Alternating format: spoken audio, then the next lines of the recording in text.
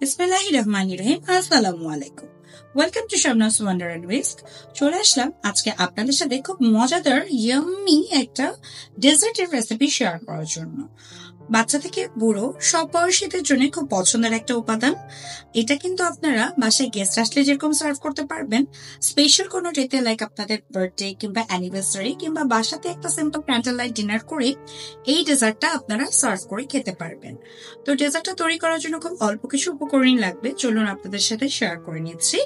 প্রথমে একটা পরিষ্কার পাত্রে আমি এখানে স্ট্রবেরি নিয়ে নিয়েছি। স্ট্রবেরির যে পিছনের অংশটা এখানে থাকে গ্রিন কালার, ওটা আমি ছাড়িয়ে নিয়েছি। স্ট্রবেরি গুলোকে সুন্দর করে পরিষ্কার করে ধুয়ে নিতে হবে। রেসিপিটা দেখাতে দেখাতে আপনাদেরকে আমি উপকরণগুলো একে একে বলে দিব। তো নতুন রাঁধুনিদের জন্য কি করে আপনারা স্ট্রবেরিটা ধোবেন সেটাও আমি আপনাদেরকে দেখিয়ে দিচ্ছি। পেছনের যে সবুজ পাতার অংশটা সেটা ছাড়িয়ে নিয়ে এভাবে পরিষ্কার পানিতে স্ট্রবেরিকে ধুয়ে নিতে হবে। আর স্ট্রবেরির বডিতে যে ছোট ছোট দানাদার অংশগুলো থাকে এগুলো চিমটা কিংবা ছোট্ট একটা স্ট্রেপারের সাহায্যে আপনারা তুলে নিতে পারেন। পরিষ্কার করে ধুয়ে নেওয়ার পর এখানে একটা চপিং বোর্ড আমি নিয়ে নিয়েছি। আপনারা চাইলে দুই রকম ভাবে স্ট্রবেরি গুলোকে সার্ভ করতে পারেন। আমি আপনাদেরকে দুই রকম প্রক্রিয়ায় দেখিয়ে দিচ্ছি। এখানে স্ট্রবেরি গুলোকে খুব পাতলা করে কাট করে নিতে হবে। আর আপনারা ট্রাই করবেন একটু ইম্পোর্টেড স্ট্রবেরিজ নেওয়ার। লোকাল গুলোও খারাপ আসবে না, বাট ইম্পোর্টেড গুলোর কিন্তু সাইজ এন্ড শেপটা খুবই সুন্দর আসবে।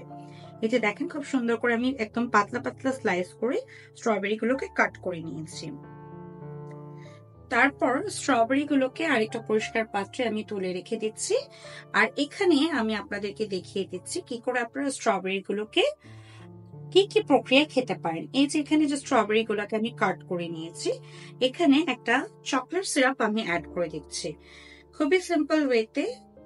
এই চকলেট সিরাপটা আপনারা যে কোনো কোম্পানির চকলেট সিরাপ অ্যাড করতে পারেন। আর তাছাড়া আস্ত যে স্ট্রবেরিটা আছে এটাকেও আপনারা একটা পরিষ্কার পাত্রে অনেকগুলো চকলেট সিরাপ নিয়ে তাতে সুন্দর করে এমন করে ডিপ করে নিতে পারেন। তারপর আপনারা চাইলে এটাকে কিছুক্ষণের জন্য এভাবে চকলেটে কোটেড করে ফ্রিজে রেখে দিতে পারেন। এন্ড ফ্রিজে রাখার পর এটাকে সার্ভ করে খেতে পারেন, কিংবা এইভাবেই আপনারা জাস্ট সিম্পল স্ট্রবেরি টেস্ট করে নিতে পারেন। তো এই তো তৈরি হয়ে গেল আপনাদের ডেজার্ট।